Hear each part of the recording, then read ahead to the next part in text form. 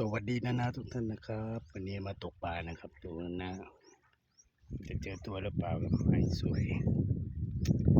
นี่น่าจะอยู่กลางคืนน้องใหม่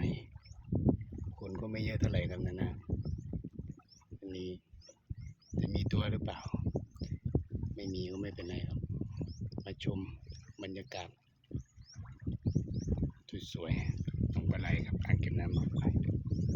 คนก็ไม่เยอะเท่าไหร่นะ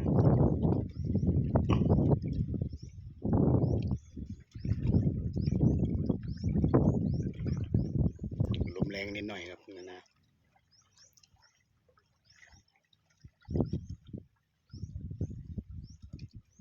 ชีวิตนักตกปลา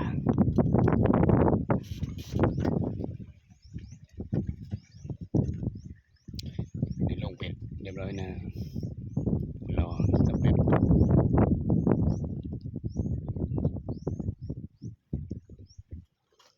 วันนี้จะมีตัวหรือเปล่า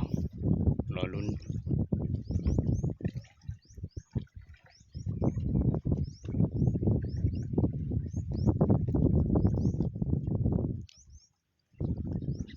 คูดิน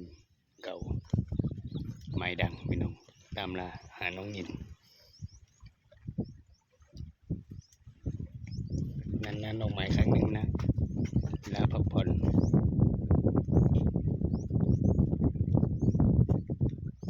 มากับนาโชคนาเตีย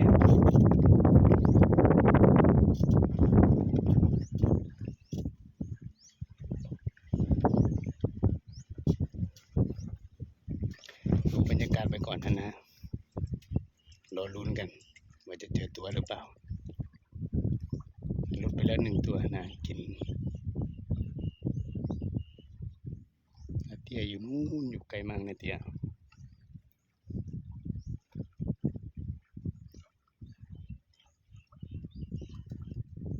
ดูบรรยากาศไปก่อนไม่เยอะเท่าไหร่นะ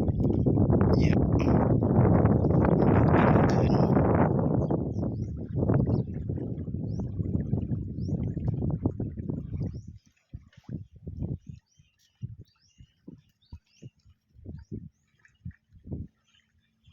รอลุ้นเย็นนี้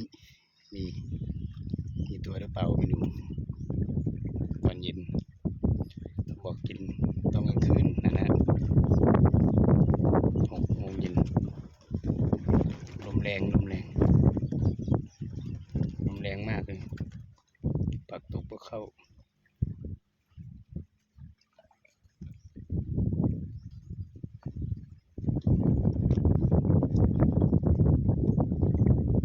วันนี้ก่อนนะเว้นนะเดี๋ยวรอคลิปหน้ารอลุ้นกันตอนเย็นตอนค่ำสวัสดีครับผม